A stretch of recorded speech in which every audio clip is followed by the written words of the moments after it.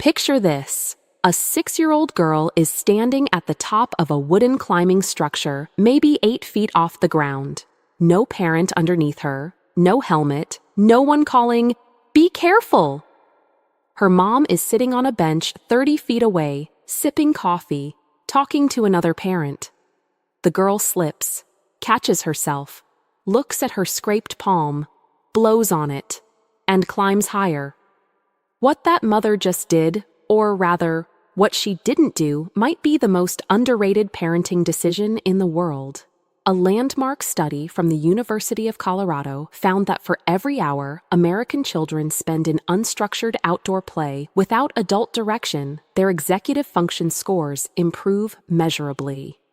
We're talking about the brain's ability to plan, focus, and solve problems under pressure. The researchers called it self-directed time, and American children get significantly more of it than children in most other developed nations. That's not an accident. That's a philosophy. By the end of this video, you'll understand the 4 outdoor habits that American parents, often without even realizing it, use to raise children who think independently, manage risk, and don't fall apart when things go wrong. And I'll be honest, there's one on this list that I personally find almost impossible to practice. Because everything in me wants to step in, and stepping in, it turns out, is exactly the wrong move.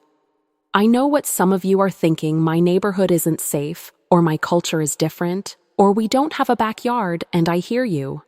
But stay with me, because the principle behind each of these habits can be adapted to any home, in any city, anywhere in the world.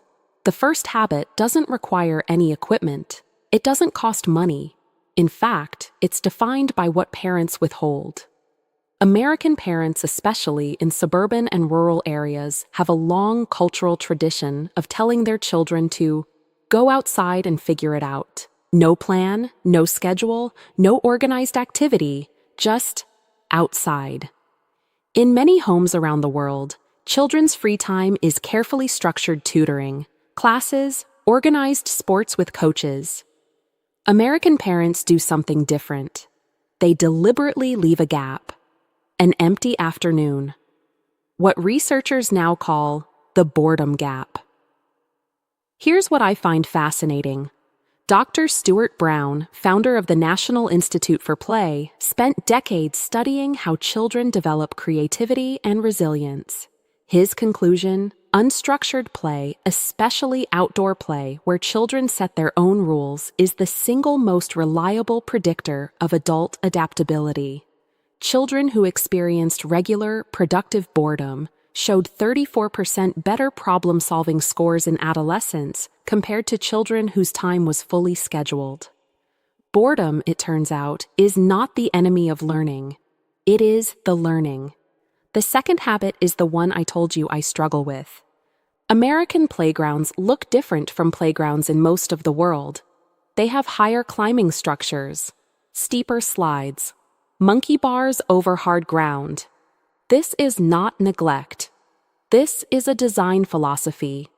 In many cultures, parents instinctively remove risk from their child's environment. American parents, at least the ones who've internalized this tradition, do the opposite.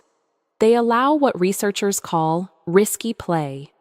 Climbing trees, building forts, playing near water, rough-and-tumble games with no referee. Picture a 9-year-old named Marcus building a rope bridge between 2 trees in his backyard in Ohio. It takes him 3 afternoons. It falls down twice. The third version holds his weight barely. His dad watched from the window. He didn't help. He didn't suggest. He didn't warn. When Marcus finally crossed it, his father simply said, "You figured it out." 3 words. That's it. And Marcus will carry that feeling into every hard thing he faces for the rest of his life. A Norwegian study published in the Early Child Development and Care Journal found that children who regularly engaged in risky outdoor play showed significantly lower rates of anxiety by age 12.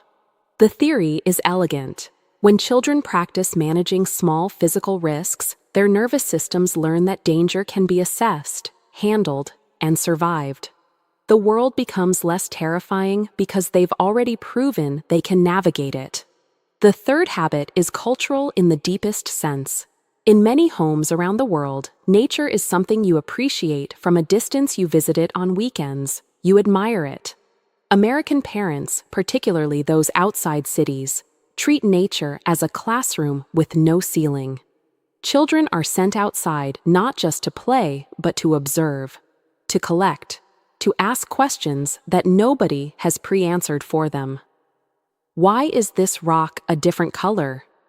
Why did that bird leave? What lives under here? Here's the thing nobody tells you.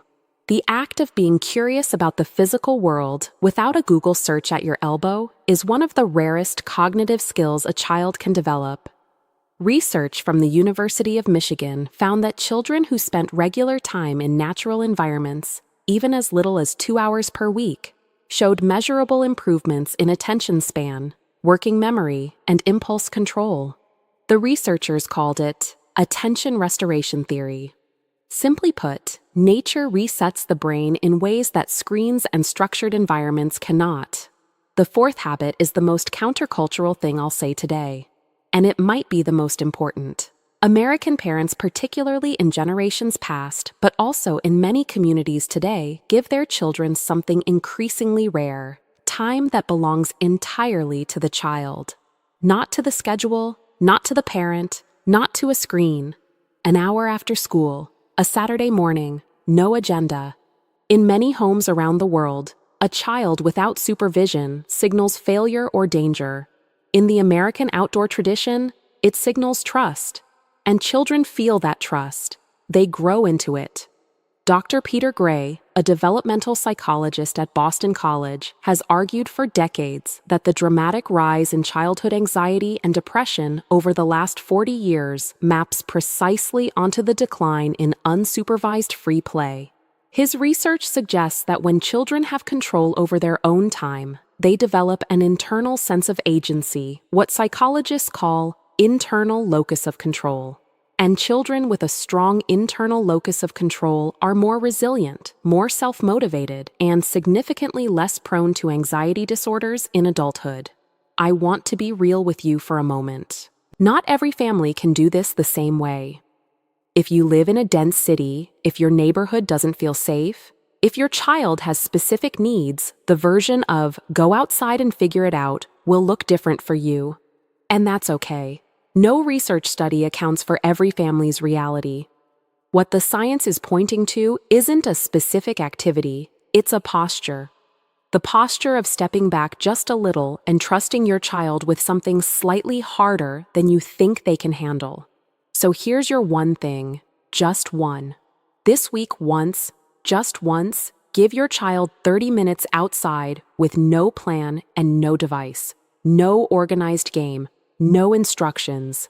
Tell them, go. Figure something out. Then sit somewhere they can't see you worrying. Watch what happens. Children don't need a perfect environment to grow. They need a little space, a little friction, and a parent who believes even quietly, even nervously, that they're capable of more than we think. If this changed how you see your child, subscribe. There's a lot more coming from Bloom School. And every video is built around one simple idea. The most powerful things in parenting are often the things we stop doing.